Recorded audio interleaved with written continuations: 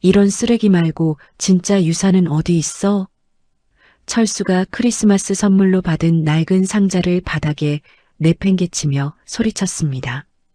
돈은 어디 숨겨뒀어? 통장은? 부동산 서류는? 세 아들이 동시에 75세 어머니를 둘러싸고 다그쳤습니다. 하지만 그들은 몰랐습니다. 그 낡은 상자들이 30년 전 자신들의 추악한 민낯을 고스란히 담고 있다는 것을, 그리고 막내딸이 받은 마지막 상자 속에는 이 모든 것을 뒤바꿀 놀라운 비밀이 숨어 있다는 것을. 이야기 시작 전에 구독과 좋아요 해주시면 더 흥미진진한 이야기로 찾아올게요. 오늘의 사연 지금 시작합니다. 2024년 12월 24일 밤 10시 산동네 낡은 빌라에는 폭설이 창문을 두드리고 있었습니다.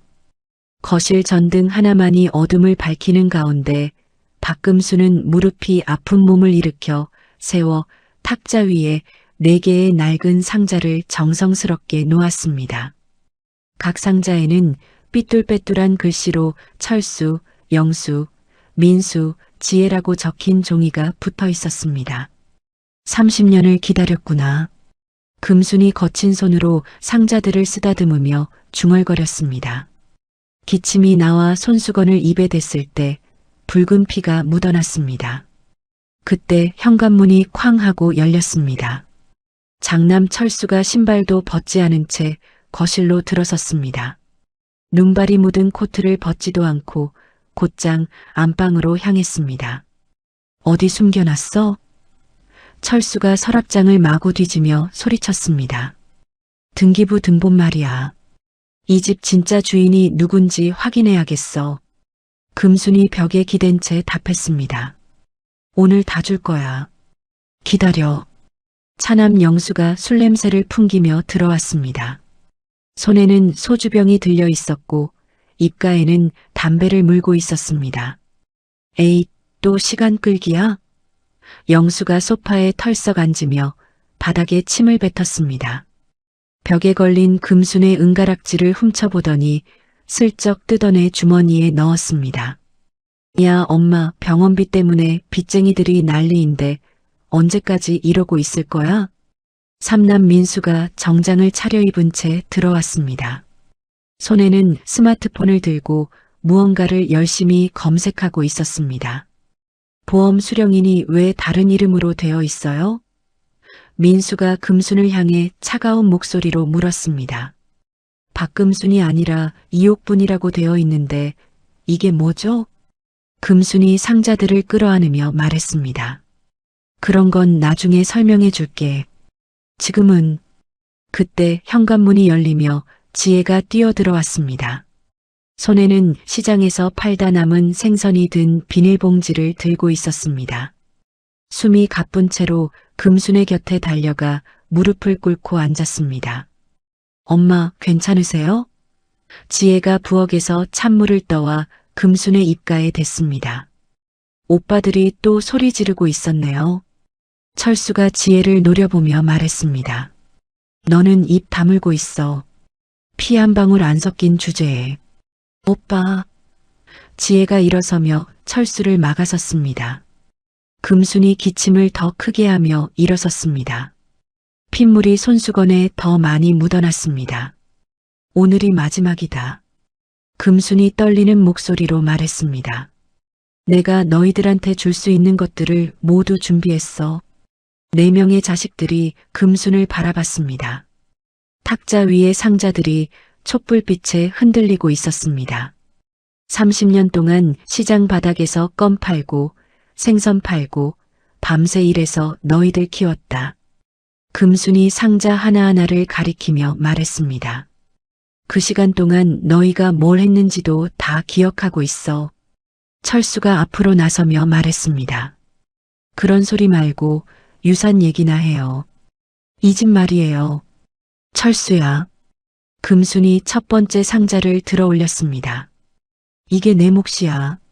철수가 상자를 받아들더니 거침없이 뜯었습니다.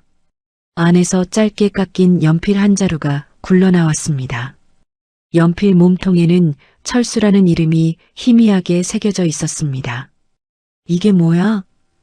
철수가 상자를 바닥에 던지며 소리쳤습니다. 장난해? 금순이 철수를 똑바로 쳐다보며 말했습니다. 30년 전에 네가 내 비상금 100만 원을 훔쳐서 도망갈 때 책상 위에 남겨둔 연필이야. 네가 초등학교 입학할 때 내가 사준 거였지.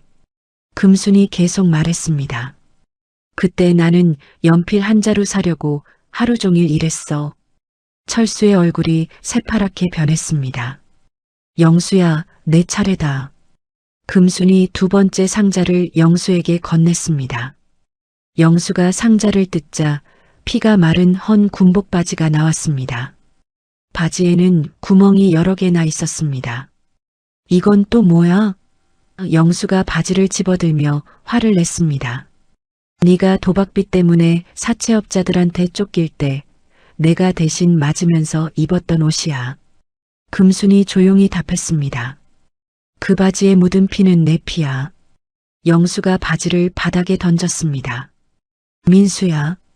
금순이 세 번째 상자를 민수에게 내밀었습니다.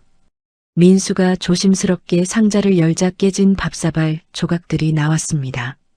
사발 조각들은 접착제로 어설프게 붙여져 있었습니다. 의대 등록금 마련하려고 내가 신장을 팔려고 병원에 갔을 때 가져온 사발이야. 금순이 떨리는 목소리로 말했습니다. 너한테 돈 주고 나서 먹을 게 없어서 깨진 사발에 물만 마시고 살았어. 민수가 사발 조각을 내려다보며 입술을 깨물었습니다. 마지막으로 금순이 지혜에게 네 번째 상자를 건넸습니다. 다른 상자들과 달리 이 상자는 금순이 두 손으로 소중히 감쌌습니다. 지혜야, 이건 내 것이야. 지혜가 상자를 받아 조심스럽게 열었습니다. 안에는 누렇게 바랜 아기 베넷 저고리가 들어 있었습니다.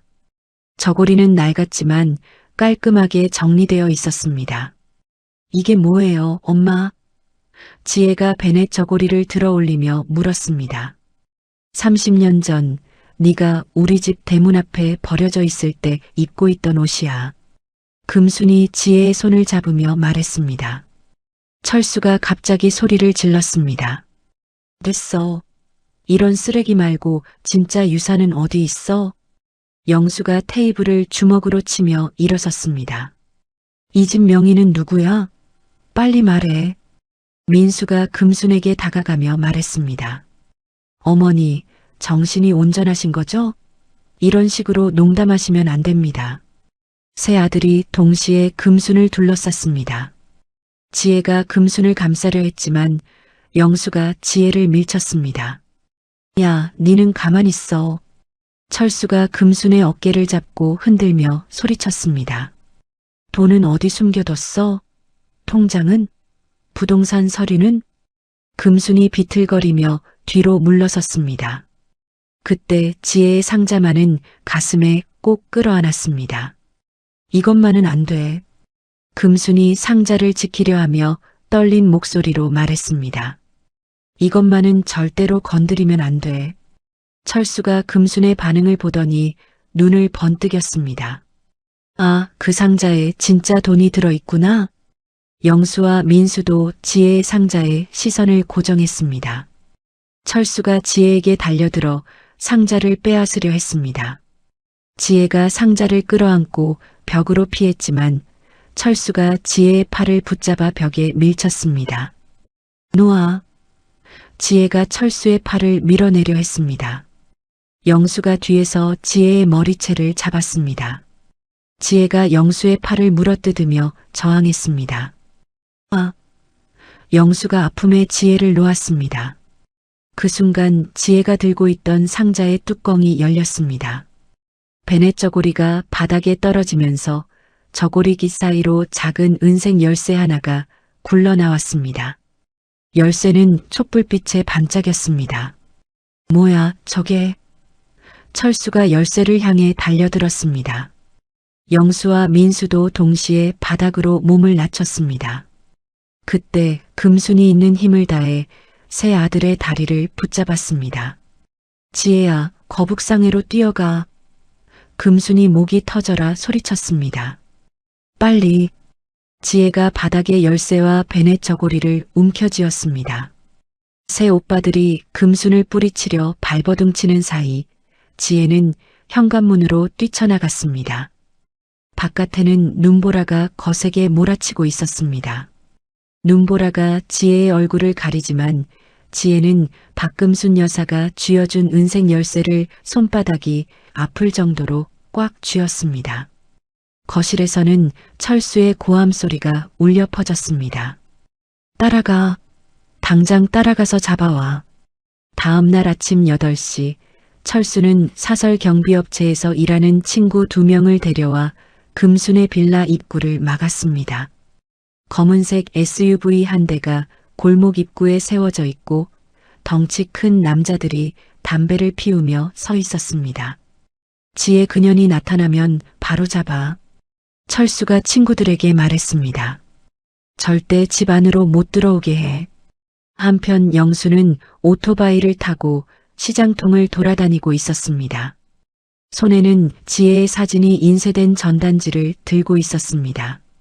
아줌마, 이 여자 봤어요? 영수가 생선가게 앞에서 오토바이를 세우며 물었습니다. 잡아주면 돈 줄게요. 생선가게 아줌마가 전단지를 받아보더니 고개를 저었습니다. 못 봤는데요. 영수는 다음 가게로 이동했습니다. 과일가게, 반찬가게, 떡집을 차례로 돌며 같은 질문을 반복했습니다. 이 여자 찾고 있어요. 우리 여동생인데 집 나가서. 그 시각 민수는 금순을 차에 태우고 있었습니다. 금순은 잠옷 차림 그대로 뒷좌석에 앉아 있었고 손목에는 수갑이 채워져 있었습니다. 어디 데려가는 거야? 금순이 떨리는 목소리로 물었습니다. 병원이에요. 민수가 백미러로 금순을 보며 차갑게 답했습니다. 어머니 상태가 심각하시거든요. 치료받으셔야 해요. 나는 멀쩡해. 금순이 소리를 질렀습니다. 치매 증상이 심해지셨어요. 민수가 핸들을 돌리며 말했습니다. 어제 그런 이상한 행동이 증거죠. 차는 시내 외곽의 요양병원을 향해 달려갔습니다. 지혜는 시장 뒤편 하수구 근처에 몸을 숨기고 있었습니다. 손에는 어젯밤 가져온 베넷 저고리와 은색 열쇠를 꼭 쥐고 있었습니다. 옷은 진흙과 눈에 젖어 더럽혀진 상태였습니다. 엄마. 지혜가 베넷 저고리를 가슴에 안으며 중얼거렸습니다. 베넷 저고리를 자세히 살펴보던 지혜는 이상한 점을 발견했습니다. 저고리의 안감 부분이 다른 천으로 덧대어져 있었습니다. 마치 무언가를 숨기려는 것처럼 정성스럽게 바느질되어 있었습니다. 지혜가 조심스럽게 실밥을 뜯기 시작했습니다. 손톱으로 실을 하나씩 풀어내니 안감이 벗겨졌습니다. 그 안에서 작은 비닐봉지가 나왔습니다. 비닐봉지 안에는 마이크로 SD 카드 하나가 들어 있었습니다. 이게 뭐지? 지혜가 SD 카드를 손바닥 위에 올려놓으며 궁금해했습니다. 그때 오토바이 소리가 가까워졌습니다. 영수의 목소리가 들려왔습니다. 야, 거기 누구야? 지혜가 깜짝 놀라 SD 카드를 입에 넣고 삼켰습니다. 그리고 베넷 저고리와 열쇠를 품에 안고 하수구를 빠져나왔습니다. 영수가 오토바이에서 내려 지혜를 쫓기 시작했습니다. 거기서. 지혜는 시장 골목을 뛰어나갔습니다. 발에 맞지 않는 운동화가 벗겨질 뻔했지만 계속 뛰었습니다. 영수가 오토바이를 타고 골목길을 질주했습니다. 지혜는 좁은 골목 사이로 몸을 숨기며 피했습니다. 이년아, 어디 가냐? 지혜가 수레 밑으로 기어 들어갔습니다. 영수의 오토바이가 수레 옆을 지나갔습니다. 몇 분 후 영수의 오토바이 소리가 멀어졌습니다. 지혜가 조심스럽게 수레 밑에서 나왔습니다. 베넷 저고리를 다시 확인해 보니 한쪽 소매가 찢어져 있었습니다. 아까 영수를 피하다가 수레에 걸린 것 같았습니다. 지혜는 찢어진 소매를 보며 눈물이 났습니다. 엄마가 30년 동안 소중히 간직해온 옷이었는데 거북상회를 찾아야 해. 지혜가 고개를 들며 중얼거렸습니다. 시장 입구 쪽으로 조심스럽게 이동하던 지혜는 낡은 간판을 발견했습니다. 거북상회라는 글자가 희미하게 보이는 2층 건물이었습니다. 하지만 건물 앞에는 영수의 친구들이 서 있었습니다. 검은 옷을 입은 남자 2명이 담배를 피우며 지혜를 기다리고 있었습니다. 지혜는 건물 뒤쪽으로 돌아갔습니다. 비상계단이 있었지만 녹이 슬어서 위험해 보였습니다. 그래도 다른 방법이 없었습니다. 지혜는 조심스럽게 계단을 올라가기 시작했습니다. 계단이 삐걱거리며 소리를 냈습니다. 지혜가 멈춰서 주위를 살폈지만 다행히 아무도 없었습니다. 2층에 도착한 지혜는 창문을 통해 건물 안을 들여다봤습니다. 안에는 온갖 골동품들이 가득했습니다. 오래된 시계, 도자기, 그림들이 먼지를 뒤집어 쓰고 놓여 있었습니다. 창문이 약간 열려 있었습니다. 지혜가 창문 틈으로 손을 넣어 창문을 더 벌렸습니다. 그때 아래에서 발소리가 들렸습니다. 영수의 부하들이 건물 주위를 돌고 있는 것 같았습니다. 위에도 확인해 봐야겠어. 남자 목소리가 들려왔습니다. 지혜가 서둘러 창문으로 들어갔습니다. 발을 잘못 디뎌서 골동품 하나가 바닥에 떨어져 깨졌습니다. 뭐야, 위에서 소리 났어. 아래에서 발걸음 소리가 빨라졌습니다. 계단을 올라오는 소리가 들렸습니다. 지혜는 다른 방법을 찾아야 했습니다. 옥상으로 올라가는 계단을 발견하고 뛰어 올라갔습니다. 옥상에는 찬바람이 세게 불고 있었습니다. 지혜가 옥상 난간 근처까지 몰렸습니다. 아래를 내려다보니 높이가 무서웠습니다. 뛰어내리기에는 너무 높았습니다. 그때 시장 입구 쪽에서 검은색 세단들이 나타났습니다. 세 대의 고급 승용차가 일렬로 들어오고 있었습니다. 차에서 정장을 입은 남자들이 내렸습니다. 가장 앞차에서는 나이든 신사가 내렸습니다. 신사는 고개를 들어 옥상을 올려다봤습니다. 지혜와 눈이 마주쳤습니다. 신사가 지혜가 입고 있는 해진 점퍼 사이로 삐져나온 베넷 저고리를 보더니 눈을 크게 떴습니다. 저기, 신사가 부하들을 가리키며 소리쳤습니다. 빨리 올라가. 부하들이 건물 안으로 뛰어들어갔습니다. 영수의 친구들과 부딪혀 소란이 벌어졌습니다. 몇 분 후 신사의 부하들이 옥상에 나타났습니다. 그들은 영수의 부하들을 제압하고 지혜에게 다가왔습니다. 따라오세요. 부하 중 한 명이 정중하게 말했습니다. 회장님이 기다리고 계십니다. 지혜는 무서워서 뒤로 물러섰습니다. 무서워하지 마세요. 부하가 다시 말했습니다. 도와드리려고 왔습니다. 지혜가 망설이는 사이 다른 부하가 조심스럽게 지혜의 팔을 잡았습니다. 그들은 지혜를 안전하게 옥상에서 내려갔습니다. 지혜는 검은 세단 뒷좌석에 앉게 되었습니다. 나이든 신사가 옆자리에 앉았습니다. 베넷 저고리를 보여주겠니? 신사가 부드러운 목소리로 물었습니다. 지혜가 조심스럽게 베넷 저고리를 꺼냈습니다. 신사가 저고리를 받아보더니 손이 떨리기 시작했습니다.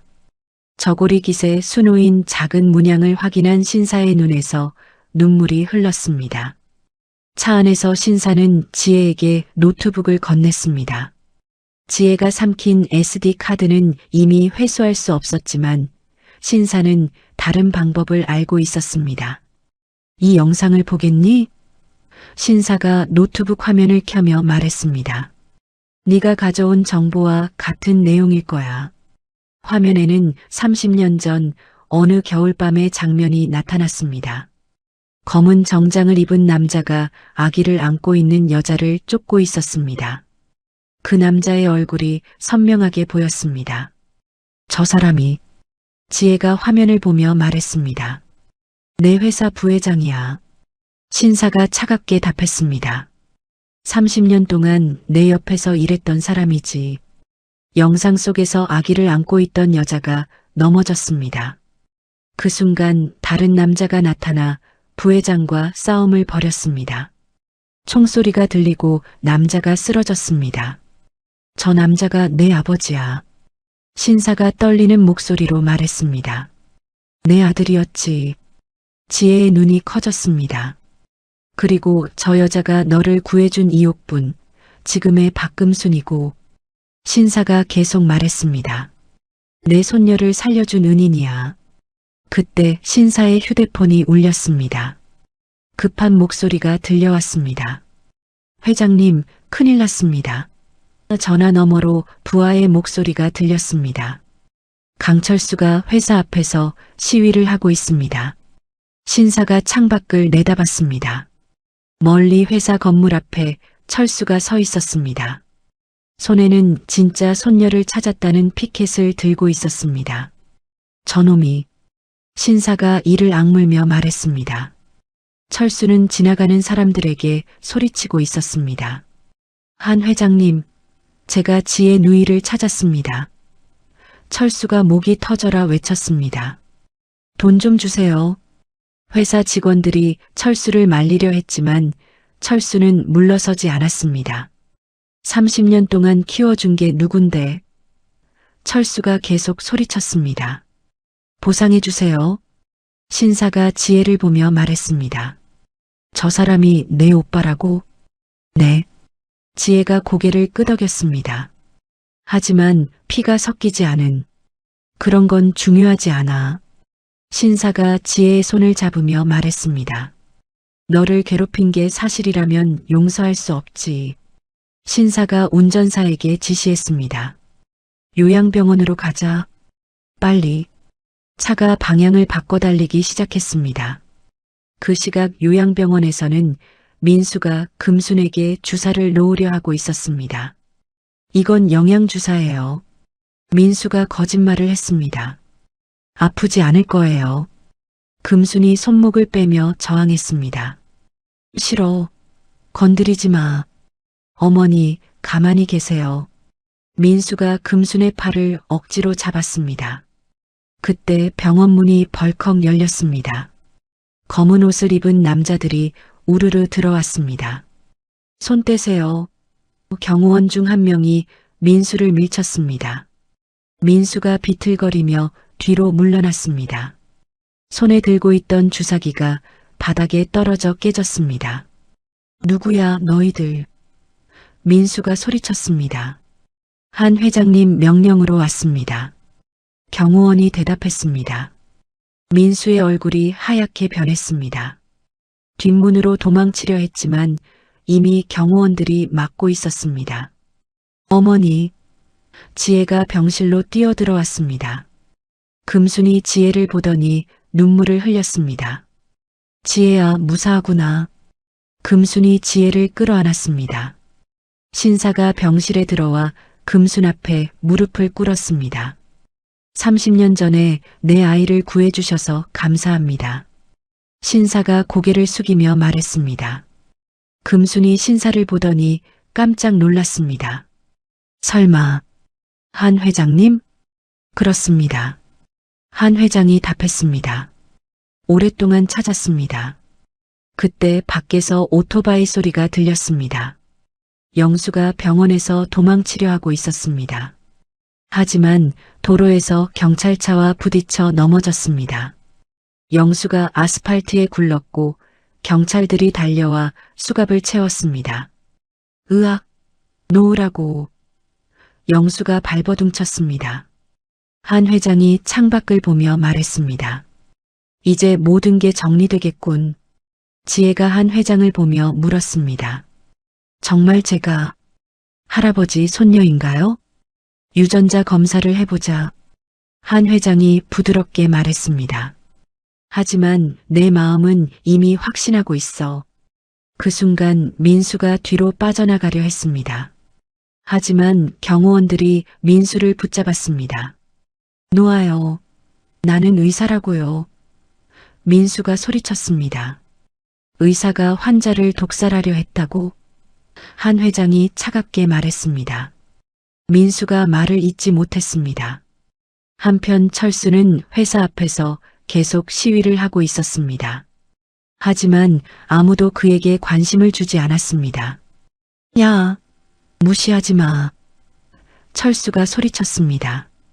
그때 철수의 휴대폰이 울렸습니다. 아내 미숙의 목소리였습니다. 여보, 큰일 났어. 미숙이 울먹이며 말했습니다. 집에 불이 났어. 철수가 깜짝 놀라 물었습니다. 뭐라고?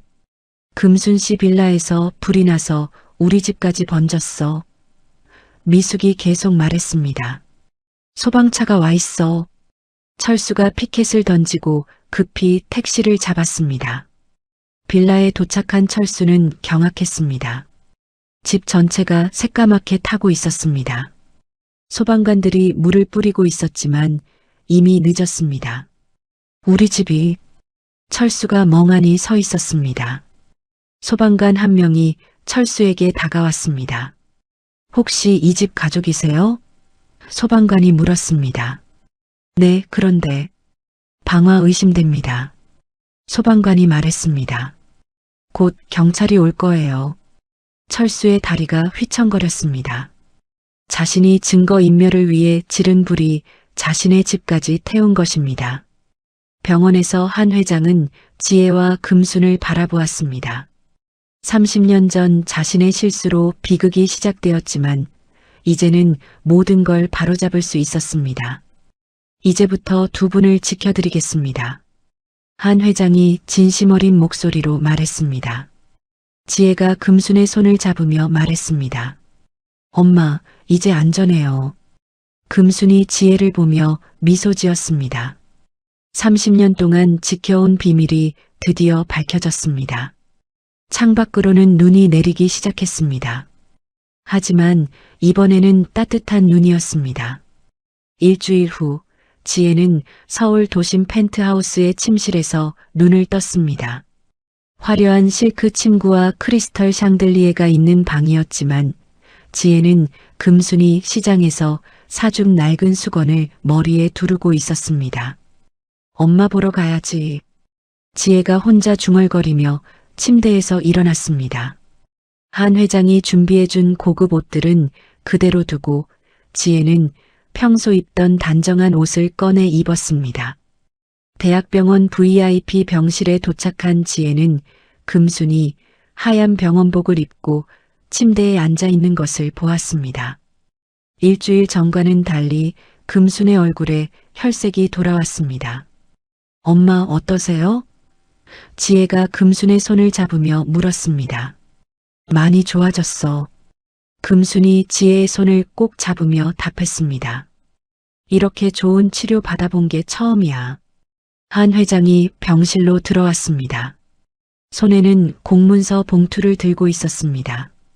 금순 씨, 아니 이옥분 씨.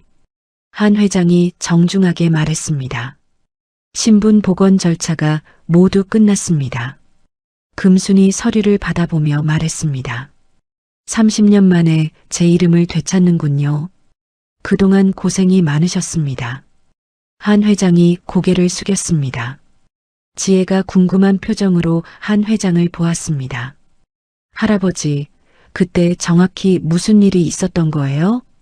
한 회장이 의자에 앉으며 말을 시작했습니다. 30년 전 내 아들과 며느리가 유괴당했어. 한 회장의 목소리가 떨렸습니다. 범인은 내 회사 부회장이었지. 부회장이요? 지혜가 놀라며 물었습니다. 그래. 돈과 권력에 눈이 멀었던 거야. 한 회장이 계속 말했습니다. 내 아버지는 내 아들의 비서였는데 그날 밤 너를 안고 도망치다가 한 회장이 말을 멈췄습니다. 금순이 대신 말했습니다. 총에 맞아 죽었어요. 금순이 눈물을 닦으며 말했습니다. 마지막에 지혜를 제 품에 안기며 말했어요. 뭐라고 하셨는데요? 지혜가 작은 목소리로 물었습니다. 절대 회장님께 알리지 말고 평범하게 키우라고 했어. 금순이 지혜를 보며 말했습니다. 그래서 30년 동안 숨기고 살았지. 지혜의 눈에 눈물이 고였습니다. 그런 사연이 있었다니. 지혜가 금순의 손을 두 손으로 감쌌습니다. 한 회장이 서류 봉투에서 또 다른 문서를 꺼냈습니다. 지혜야, 이제 네가 우리 그룹의 정식 후계자가 되는 거야.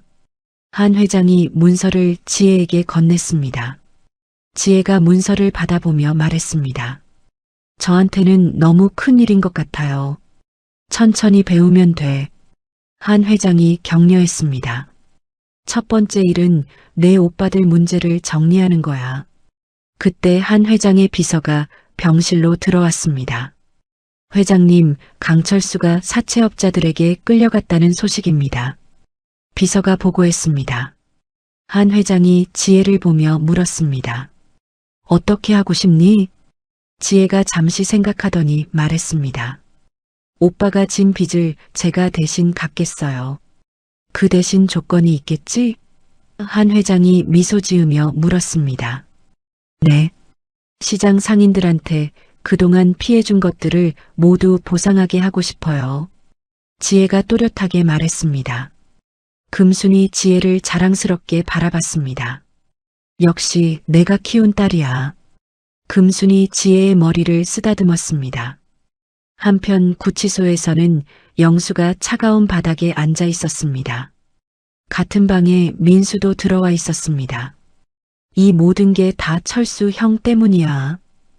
영수가 민수에게 화를 냈습니다.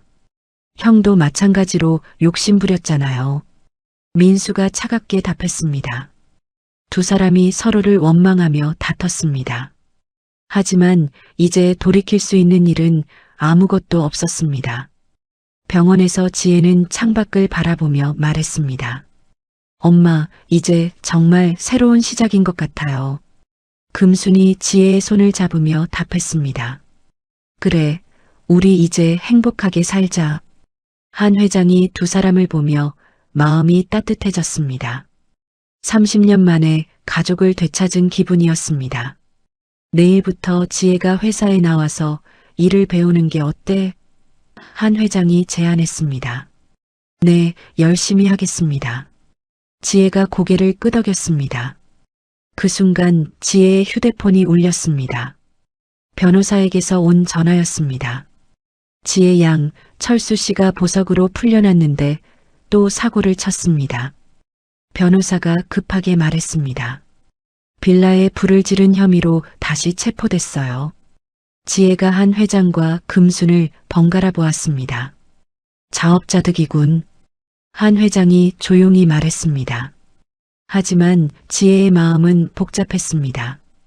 피는 섞이지 않았지만 30년을 함께 살았던 오빠들이었기 때문입니다. 그래도 변호사는 붙여드릴게요. 지혜가 마지막 정을 보이며 말했습니다. 금순이 지혜의 마음을 이해한다는 듯이 고개를 끄덕였습니다. 창밖으로 해가 지고 있었습니다. 새로운 하루가 끝나고 또 다른 새로운 하루가 기다리고 있었습니다.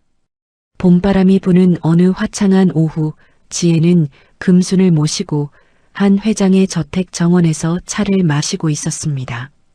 넓은 잔디밭에는 벚꽃 나무들이 만개해 있었고 두 사람의 얼굴에는 평온한 미소가 떠 있었습니다. 30년 만에 이런 여유를 누려보는군요. 금순이 찻잔을 들며 한 회장에게 말했습니다. 그동안 고생만 하셨으니까요. 한 회장이 금순에게 정중하게 답했습니다. 이제부터는 편히 지내세요. 지혜가 서류를 정리하며 말했습니다. 할아버지, 시장 부지 매입건이 확정됐어요. 그래, 빨리 진행됐구나. 한 회장이 만족스럽게 고개를 끄덕였습니다. 청년 창업단지로 만들 계획이에요. 지혜가 설계도를 펼치며 설명했습니다. 젊은 상인들이 꿈을 키울 수 있는 공간으로요. 금순이 설계도를 들여다보며 눈을 반짝였습니다. 내가 평생 일했던 시장이 이렇게 변하다니. 금순이 감격스러워했습니다. 엄마께서 명예관장을 맡아주세요. 지혜가 금순의 손을 잡으며 부탁했습니다. 나 같은 사람이 관장을? 금순이 놀라며 물었습니다. 시장을 가장 잘 아시는 분이잖아요. 한 회장이 격려했습니다. 며칠 후 지혜는 한 회장 그룹의 임시 부회장으로 정식 임명되었습니다. 회사 직원들 앞에서 첫 연설을 하는 날이었습니다. 안녕하세요, 이지혜입니다. 지혜가 마이크 앞에 서서 말했습니다. 갑작스럽게 이 자리에 서게 되어 떨립니다. 직원들이 박수를 쳤습니다. 하지만 할아버지와 저를 키워주신 어머니의 가르침을 잊지 않고 최선을 다하겠습니다. 지혜가 진심으로 말했습니다. 청중석에서 금순이 자랑스럽게 박수를 쳤습니다. 그날 저녁 지혜는 부회장 일파를 완전히 숙청하는 작업을 마무리했습니다. 그들이 숨겨둔 비자금과 부정한 자산들을 모두 회수했습니다. 이 돈들을 어떻게 할까? 한 회장이 지혜에게 물었습니다. 금순 어머니 이름으로 복지재단을 만들어요. 지혜가 답했습니다. 어려운 사람들을 도와주는 일에 쓰고 싶어요. 한 회장이 지혜의 결정에 감동했습니다. 일주일 후 지혜와 금순은 제주도로 여행을 떠났습니다. 금순이 평생 가보고 싶어 했던 곳이었습니다. 바다가 이렇게 예쁜 줄 몰랐어. 금순이 해변에서 파도를 바라보며 말했습니다. 엄마, 앞으로 가고 싶은 곳이 있으면 언제든 가요. 지혜가 금순의 어깨에 머리를 기대며 말했습니다. 너만 있으면 어디든 좋아. 금순이 지혜의 머리를 쓰다듬었습니다. 민박집에서 저녁을 먹으며 금순이 말했습니다. 지혜야, 나를 키워준 30년이 내 인생의 진짜 보물이었어. 금순이 눈물을 글썽이며 고백했습니다. 지혜가 목걸이 상자를 꺼내 금순에게 건넸습니다. 안에는 한 회장 가문의 상징인 블루 다이아몬드 펜던트가 들어있었습니다. 이건 뭐야? 금순이 펜던트를 보며 놀랐습니다. 할아버지가 저한테 주신 건데 엄마께 드리고 싶어요. 지혜가 금순의 목에 펜던트를 걸어주었습니다. 금순이 펜던트를 만지며 말했습니다. 이런 귀한 걸 엄마가 가장 귀한 분이에요. 지혜가 진심으로 말했습니다. 서울로 돌아온 후 한 회장은 저택의 문을 활짝 열어 금순을 정식 안주인으로 대우했습니다. 저택 직원들 모두 금순을 극진히 모셨습니다. 이렇게 대접받아도 되는 건가요? 금순이 한 회장에게 조심스럽게 물었습니다. 당연하죠. 우리 지혜를 살려주신 은인이시니까요. 한 회장이 웃으며 답했습니다. 지혜는 회사에서도 놀라운 성과를 내고 있었습니다. 그녀가 추진한 사업들이 모두 성공하면서 주가가 역대 최고치를 기록했습니다. 지혜 양의 경영 감각이 정말 뛰어나네요. 이사들이 감탄했습니다. 어느 날 금수는 정기 건강검진을 받았습니다. 결과는 모든 수치가 정상이었습니다. 30년 동안 고생하시느라 몸이 많이 상했는데 이제 완전히 회복되셨어요. 의사가 웃으며 말했습니다. 금순이 기뻐하며 지혜에게 전화했습니다. 지혜야, 의사 선생님이 내가 완전히 건강해졌대. 정말요? 너무 기뻐요, 엄마. 지혜가 전화 너머로 기뻐했습니다. 그날 저녁 세 사람은 저택 마당에서 꽃을 심었습니다. 장미, 튤립, 개나리를 함께 심으며 앞으로의 행복한 시간을 준비했습니다. 이 꽃들이 피면 더 예쁠 것 같아요. 지혜가 흙을 털며 말했습니다. 우리가 심은 꽃이니까 더 의미가 있겠지. 금순이 만족스럽게 웃었습니다. 시장 상인들이 금순의 동상을 세우자고 제안했지만 금순은 정중히 거절했습니다. 대신 시장 입구에 누구나 쉬어가는 쉼터를 만들었습니다. 동상보다는 사람들이 편히 쉴 수 있는 공간이 더 좋겠어요. 금순이 말했습니다. 지혜는 성공한 경영인으로서 대학 강연에도 나서기 시작했습니다. 진정한 부는 통장 잔고가 아니라 곁에 있는 사람의 온기입니다. 지혜의 강연이 큰 반향을 일으켰습니다. 한 회장은 지혜에게 가문의 비전이 담긴 황금 인장을 건넸습니다. 이제 모든 권한을 내게 맡기겠다. 한 회장이 인장을 지혜의 손에 올려주었습니다. 할아버지께서 옆에서 도와주세요. 지혜가 겸손하게 말했습니다. 나는 이제 금순 씨와 함께 여행이나 다니며 여생을 보낼 계획이야. 한 회장이 미소 지으며 말했습니다. 그날 밤 지혜는 창밖으로 내리는 이른 봄비를 보며 금순과 함께 따뜻한 차를 마셨습니다. 모든 갈등이 해결되고 진정한 가족이 된 순간이었습니다. 엄마, 행복해요. 지혜가 금순의 어깨에 기대며 말했습니다. 나도 행복해, 지혜야. 금순이 지혜를 품에 안으며 답했습니다. 평온한 저택에 고요한 밤이 깃들었습니다. 하지만 이 평화가 계속될 수 있을까요? 5월의 따뜻한 오후 한 회장 그룹 본사에서는 지혜의 정식 경영권 승계식이 열리고 있었습니다. 수백 명의 임직원과 언론사 기자들이 참석한 가운데 지혜는 새하얀 정장을 입고 단상에 올라섰습니다. 오늘부터 제가 한 회장 그룹을 이끌어 가겠습니다. 지혜가 마이크 앞에서 당당하게 선언했습니다. 객석에서 금순과 한 회장이 자랑스럽게 박수를 쳤습니다. 모든 것이 순조롭게 진행되고 있었습니다. 그 순간 갑자기 행사장의 전등이 모두 꺼졌습니다. 어둠 속에서 사람들의 비명소리가 터져나왔습니다. 정전인가? 무슨 일이야? 혼란이 일어나는 틈을 타서 검은 옷을 입은 남자들이 행사장으로 뛰어들었습니다. 앞장서서 들어온 사람은 다름 아닌 철수였습니다. 지혜. 철수가 단상을 향해 소리쳤습니다. 철수 뒤에는 영수와 몇 명의 사채업자들이 따라왔습니다. 그들은 가석방으로 풀려난 후 부회장의 잔당들과 손을 잡은 것이었습니다. 어떻게 여기까지? 지혜가 당황하며 뒤로 물러섰습니다. 우리가 포기할 줄 알았어? 영수가 냉소를 지으며 말했습니다. 철수가 객석으로 달려가 금순을 붙잡았습니다. 엄마. 지혜가 소리쳤지만 이미 늦었습니다. 조용히 해. 철수가 금순의 팔을 비틀며 협박했습니다. 소리 지르면 이 할망구 다친다. 금순이 아파서 신음했습니다. 엄마를 놓으세요.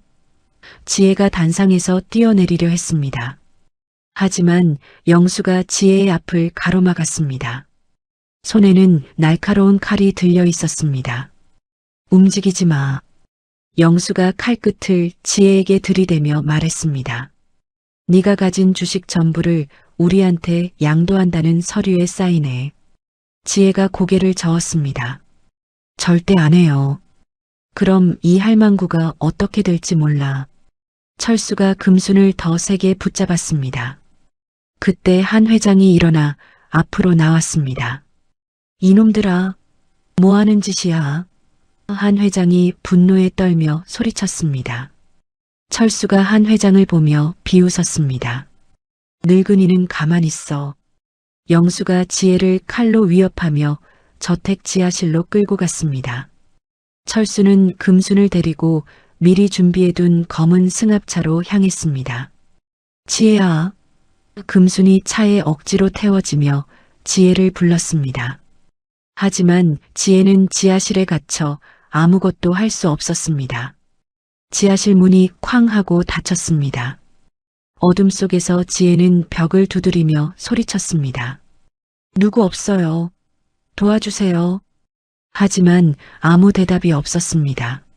한편 민수는 한 회장의 저택으로 몰래 침입했습니다. 의사라는 신분을 이용해 한 회장의 약에 수면제를 섞어 넣었습니다. 이제 끝이야. 민수가 음흉하게 웃으며 중얼거렸습니다. 저녁을 먹은 한 회장이 갑자기 쓰러졌습니다. 회장님, 집사가 놀라서 달려왔습니다. 민수가 가짜 유언장을 꺼내며 말했습니다. 한 회장님이 지혜를 후계자에서 제외한다는 유언을 남기셨어요. 집사가 의심스럽게 민수를 바라봤습니다. 정말인가요? 의사인 제가 거짓말하겠어요? 민수가 당당하게 말했습니다.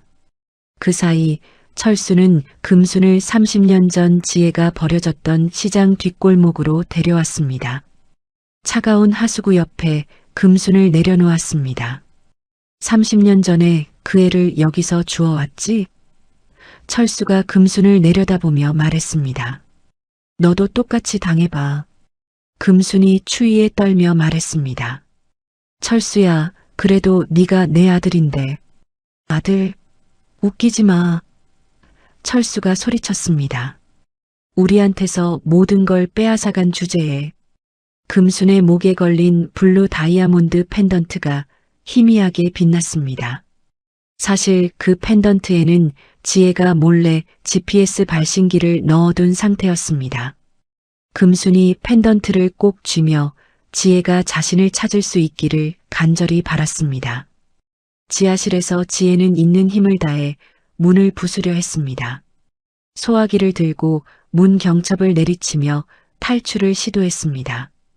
쾅! 쾅! 몇 번을 치자 경첩이 부러지기 시작했습니다. 지혜의 손에서는 피가 났지만 포기하지 않았습니다. 드디어 문이 열렸습니다. 지혜가 지하실에서 뛰쳐나와 한 회장의 방으로 달려갔습니다. 할아버지. 지혜가 침실 문을 열고 들어갔습니다. 한 회장이 침대에서 의식을 잃고 있었습니다.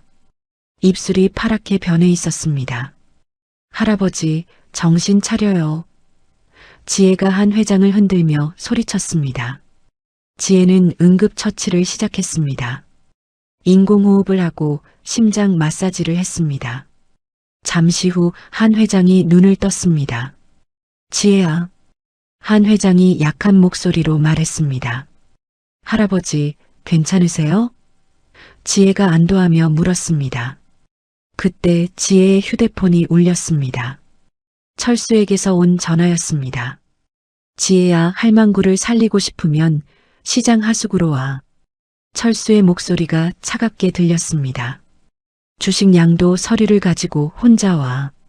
전화가 끊어졌습니다.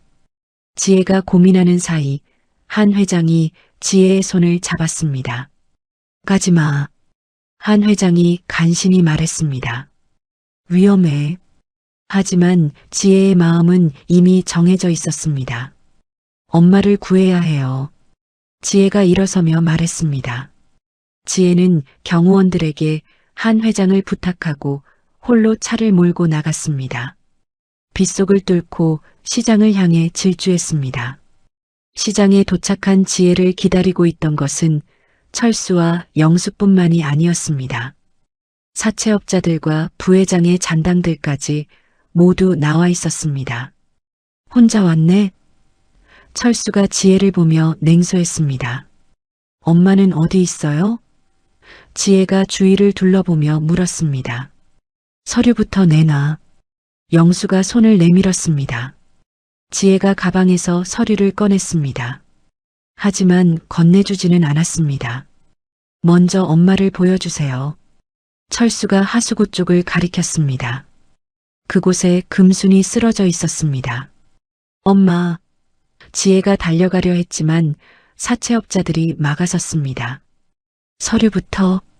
철수가 다시 말했습니다. 지혜가 어쩔 수 없이 서류를 건넸습니다. 하지만 철수는 약속을 지킬 생각이 없었습니다. 이제 너도 여기서 끝이야.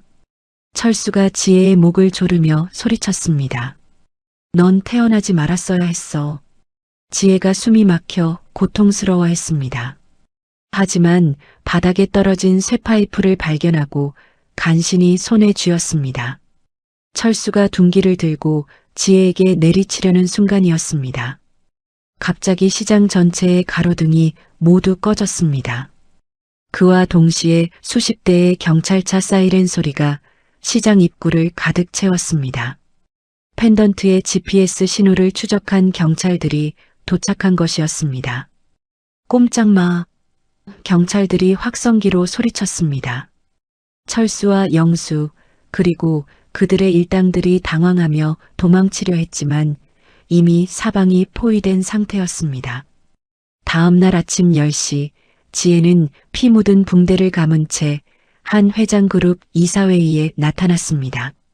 민수와 부회장 잔당들이 자신을 해임하려는 긴급 이사회를 소집한 상태였습니다. 지혜 양 어젯밤 일로 회사 이미지에 큰 타격이 있었습니다. 민수가 차가운 목소리로 말했습니다. 더 이상 경영을 맡기기 어렵겠어요. 이사들이 고개를 끄덕이며 민수의 말에 동조했습니다. 잠깐만요. 지혜가 가방에서 노트북을 꺼내며 말했습니다. 이것부터 보시죠. 지혜가 노트북을 켜자 화면에 영상이 나타났습니다. 민수가 한 회장의 약에 수면제를 넣는 장면이 선명하게 찍혀 있었습니다. 이게 뭐야? 민수가 당황하며 소리쳤습니다. 할아버지 방에 설치된 보안 카메라 영상이에요. 지혜가 차분하게 설명했습니다. 어젯밤 오빠가 할아버지를 독살하려 한 장면입니다. 이사들이 화면을 보고 경악했습니다. 그 순간 회의실 문이 열리며 검찰 수사관들이 들어왔습니다. 강민수 씨 살인 미수 혐의로 체포합니다. 수사관이 수갑을 꺼내며 말했습니다. 아니야. 이건 함정이야. 민수가 발버둥치며 소리쳤습니다. 하지만 이미 늦었습니다. 민수는 수갑이 채워진 채 끌려나갔습니다. 그때 회의실 뒤쪽 문이 열리며 금순이 휠체어를 타고 들어왔습니다. 어젯밤 추위에 떨었지만 다행히 큰 부상은 없었습니다. 어머니, 지혜가 달려가서 금순의 손을 잡았습니다. 괜찮아, 지혜야. 금순이 지혜를 안심시키며 말했습니다. 금순이 가방에서 녹음기를 꺼냈습니다. 이것도 들어보세요. 금순이 재생 버튼을 눌렀습니다. 스피커에서 철수와 영수가 자신을 협박하며 한 말들이 그대로 흘러나왔습니다. 엄마를 죽여버리겠다. 지혜한테서 모든 걸 뺏어야 해. 이사들이 충격을 받으며 서로를 바라봤습니다. 이제 누가 진짜 피해자인지 아시겠죠? 지혜가 이사들을 돌아보며 말했습니다. 한 회장이 화상통화로 회의에 참석했습니다. 지혜의 응급처치 덕분에 건강을 회복한 상태였습니다. 내 유일한 후계자는 지혜뿐입니다. 한 회장이 단호하게 선언했습니다. 다른 누구도 인정하지 않겠어요. 민수가 조작한 가짜 유언장은 국립과학수사연구원의 감정을 통해 위조임이 밝혀졌습니다. 공모했던 이사들도 줄줄이 경찰에 체포되었습니다. 저희가 잘못했습니다. 이사들이 끌려나가며 소리쳤습니다. 지혜는 부회장 잔당들이 관리하던 모든 비자금 계좌를 동결시켰습니다. 그 돈으로 시장 상인들의 피해를 보상하기로 했습니다. 상인 여러분들께 피해를 입힌 것을 진심으로 사과드립니다. 지혜가 기자회견에서 고개를 숙였습니다. 한편 철수와 영수는 선착장에서 밀항을 시도하다 체포되었습니다. 지혜가 미리 매수한 사채업자들이 그들의 위치를 경찰에 신고한 것이었습니다. 배신자들.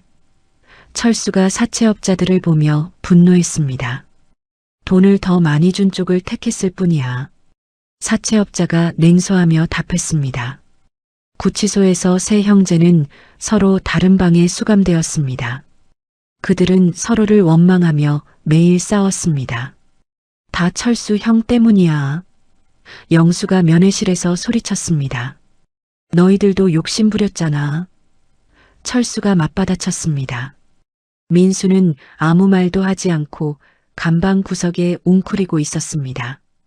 금수는 경찰 조사에서 단호하게 말했습니다. 제 아들들이 저지른 일은 법대로 처벌해 주세요. 금순이 눈물을 참으며 말했습니다. 정을 버려야 할 때입니다. 언론은 이 사건을 대대적으로 보도했습니다. 탐욕에 눈먼 형제들과 그들을 응징한 의로운 손녀. 신문 일면에 큰 제목이 실렸습니다. 여론은 완전히 지혜 편으로 돌아섰습니다. 철수의 아내 미숙도 훔친 보석들을 처분하려다 현장에서 체포되었습니다. 작물 취급죄로 철수와 같은 구치소에 수감되었습니다. 당신 때문에 이렇게 됐어. 미숙이 면회실에서 철수를 원망했습니다. 너도 돈에 눈이 멀었잖아. 철수가 화를 내며 대답했습니다. 부부가 서로 책임을 떠넘기며 싸우는 모습을 본 교도관이 한숨을 쉬었습니다. 지혜는 한 회장이 완전히 회복될 때까지 그룹의 모든 업무를 책임졌습니다. 하루에 16시간씩 일하며 회사를 안정시켰습니다. 지혜 양 덕분에 위기를 넘겼습니다. 임직원들이 감사를 표했습니다. 어느 날 저녁 지혜는 구치소에 편지를 보냈습니다. 새 오빠들에게 변호사를 붙여주겠다는 내용이었습니다. 하지만 그들의 형량을 줄여달라는 탄원서는 쓰지 않았습니다. 법대로 처벌받는 게 맞아요. 지혜가 금순에게 말했습니다. 금순이 지혜의 결정에 동의했습니다. 그래, 잘못한 건 벌받아야지. 시간이 흘러 한 회장이 완전히 회복되었습니다. 병원에서 퇴원한 한 회장은 지혜의 손을 잡았습니다. 이제야 이 가문의 업보가 모두 씻어졌구나. 한 회장이 안도하며 말했습니다. 지혜는 시장 상인들이 열어준 축하 잔치에 참석했습니다. 상인들이 선물한 투박한 털장갑을 끼고 환하게 웃었습니다. 지혜 양 덕분에 우리가 살았어요. 상인들이 진심으로 감사를 표했습니다. 그날 밤 지혜는 금순과 함께 저택 거실에 앉아 있었습니다. 벽난로의 불이 따뜻하게 타오르고 있었습니다. 엄마, 이제 정말 끝났어요. 지혜가 금순의 무릎에 머리를 기대며 속삭였습니다. 그래, 우리 이제 평화롭게 살자. 금순이 지혜의 머리를 쓰다듬으며 답했습니다. 창밖으로는 첫눈이 내리기 시작했습니다. 하지만 이번에는 차가운 눈이 아니라 희망을 담은 눈이었습니다. 한 회장도 거실로 들어와 세 사람이 함께 앉았습니다. 이제 진짜 가족이 되었군요. 한 회장이 만족스럽게 미소 지었습니다. 세 사람의 얼굴에 평온한 미소가 떠올랐습니다. 길고 험난했던 싸움이 드디어 끝난 것입니다. 1년 후 크리스마스 이브, 서울 시내 중심가에 위치한 박금순 복지재단 건물은 따뜻한 불빛으로 가득했습니다. 지혜는 재단 1주년 기념행사를 주관하며 소외된 이웃 1000명에게 따뜻한 만찬을 대접하고 있었습니다. 어르신들 많이 드세요. 지혜가 직접 어르신들께 음식을 나르며 말했습니다. 금수는 재단의 명예이사장으로서 매일 아침 일찍 출근해 아이들에게 동화책을 읽어주고 있었습니다. 옛날 옛적에 착한 소녀가 살았어요. 금순이 무릎에 아이들을 앉히고 책을 읽어주었습니다. 아이들이 금순의 이야기에 빠져서 듣고 있었습니다. 할머니, 그 다음은 어떻게 돼요? 아이 하나가 궁금해하며 물었습니다. 착한 일을 많이 한 소녀는 결국 행복하게 살았답니다. 금순이 아이의 머리를 쓰다듬으며 답했습니다. 한편 교도소에서는 세 형제가 각각 다른 감방에 수감되어 있었습니다. 매일 같이 후회의 편지를 써서 지혜에게 보냈지만 지혜는 단 한 통도 읽지 않았습니다. 지혜야, 형이 잘못했다. 철수가 편지에 써내려갔습니다. 제발 한 번만 용서해줘. 하지만 지혜의 비서가 그 편지들을 모두 소각장으로 가져갔습니다. 지혜 사장님이 지시하셨습니다. 비서가 교도소 직원에게 말했습니다. 면회 신청도 모두 거부하라고 하셨어요. 영수는 감방에서 벽만 쳐다보며 하루를 보냈습니다. 내가 왜 이런 짓을 했을까? 영수가 후회하며 중얼거렸습니다. 민수는 의사 면허가 박탈되어 더 이상 의사로 일할 수 없게 되었습니다. 모든 게 내 욕심 때문이었어. 민수가 간방 구석에서 무릎을 안고 앉아 있었습니다. 지혜는 매달 교도소로부터 그들의 복역 상황을 보고받았습니다. 하지만 관심은 오직 그들이 시장 상인들에게 끼친 피해만큼 제대로 반성하고 있는지였습니다. 강제 노역을 성실히 수행하고 있는지만 확인해 주세요. 지혜가 담당자에게 말했습니다. 한 회장은 지혜에게 경영권을 완전히 물려주고 금순과 함께 여행을 다니며 소소한 행복을 즐기고 있었습니다. 오늘은 어디로 갈까요? 금순이 한 회장에게 물었습니다. 부산 바다가 어떨까요? 한 회장이 웃으며 제안했습니다. 두 노인은 마치 오랜 친구처럼 편안하게 대화를 나누었습니다. 지혜는 세계에서 가장 영향력 있는 여성 경영인 중 한 명으로 선정되어 각종 시상식에 참석하고 있었습니다. 진정한 성공은 혼자 이루는 것이 아닙니다. 지혜가 시상대에서 연설했습니다. 함께하는 사람들이 있기에 가능한 것입니다. 박수가 우렁차게 터져 나왔습니다. 크리스마스 밤 지혜와 금수는 30년 전 고생했던 시장통 옛집터를 방문했습니다. 그곳에는 기억의 공원이 조성되어 있었습니다. 여기가 우리가 살던 곳이었지. 금순이 감회에 젖어 말했습니다. 그때가 그립기도 해요. 지혜가 금순의 팔짱을 끼며 말했습니다. 두 사람은 공원 한편에 작은 나무 한 그루를 심었습니다. 희망의 나무라는 팻말을 달았습니다. 이 나무가 크면 많은 사람들에게 그늘을 줄 거예요. 지혜가 나무를 바라보며 말했습니다. 금순이 지혜에게 작은 상자를 건넸습니다. 이건 너의 아버지가 남긴 마지막 물건이야. 금순이 말했습니다. 지혜가 상자를 열어보니 낡은 은시계가 들어있었습니다. 아버지가 목숨을 바쳐 지킨 시간이야.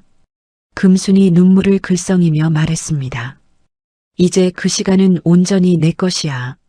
지혜가 시계를 가슴에 품고 금순과 함께 공원 벤치에 앉았습니다. 근처 붕어빵 가게에서 사온 따뜻한 붕어빵을 나누어 먹었습니다. 엄마 가난했을 때가 더 행복했던 것 같기도 해요. 지혜가 붕어빵을 한 입 베어 먹으며 말했습니다. 돈이 많고 적고는 중요하지 않아.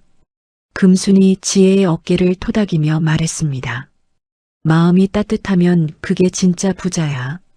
복지재단 앞마당에는 거대한 크리스마스 트리가 설치되어 있었습니다. 지혜와 금순이 함께 점등 스위치를 눌렀습니다. 순간 온 세상이 황금빛으로 물들었습니다. 와, 구경하던 사람들이 환호성을 질렀습니다. 카메라는 하늘 위로 천천히 올라가며 도시 전체를 조망했습니다. 번화한 거리의 화려한 네온 사인과 대조적으로 어둠 속 구치소 독방에서는 세 형제가 웅크리고 잠들어 있었습니다. 철수는 차가운 바닥에 누워 천장을 바라보고 있었습니다. 영수는 벽을 향해 돌아 누워 있었습니다. 민수는 무릎을 안고 구석에 앉아 있었습니다. 그들의 처량한 모습이 밖의 화려한 세상과 극명하게 대비되었습니다.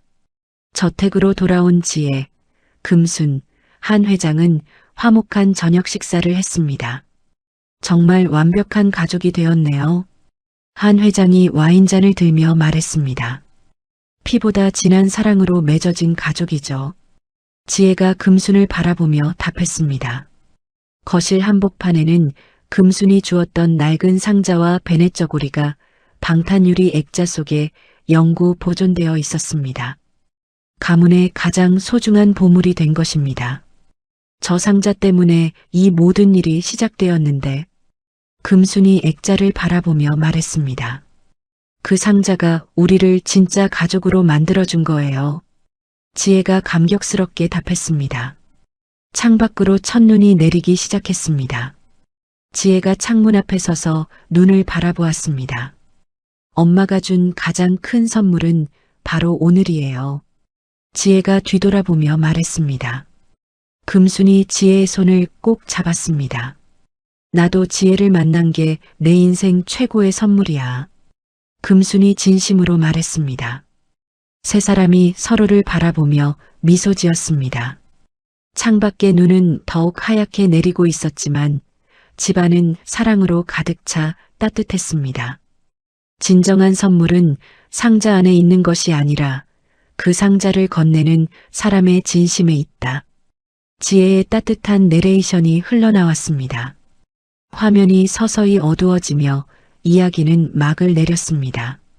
30년 전 크리스마스 이브에 시작된 작은 비밀이 결국 한 가족의 운명을 완전히 바꿔놓았습니다. 박금순이 준비한 낡은 상자들은 단순한 선물이 아니었습니다. 그것은 자식들의 마음을 시험하는 마지막 기회였고, 동시에 지혜에게는 자신의 진정한 정체성을 찾아주는 나침반이었죠. 탐욕의 눈이 먼 세 아들은 결국 자신들이 뿌린 씨앗을 그대로 거두었습니다. 하지만 진정한 사랑으로 어머니를 섬긴 지혜는 상상할 수 없었던 큰 복을 받았습니다. 진정한 가족은 피가 아니라 마음으로 맺어지는 것임을, 진짜 부는 통장 잔고가 아니라 곁에 있는 사람의 따뜻함임을 이 이야기는 보여줍니다. 여러분도 오늘 누군가에게 작은 선물 하나, 따뜻한 말 한마디를 건네보시는 건 어떨까요? 그 작은 진심이 누군가의 인생을 바꿀 수 있을지도 모르니까요. 이야기를 끝까지 들어주셔서 감사합니다. 누군가의 이야기 속에서 당신의 마음이 쉬어갈 수 있길 바랍니다. 구독과 좋아요로 이 따뜻한 여정을 함께 해주세요. 다음 이야기에서 또 만나요.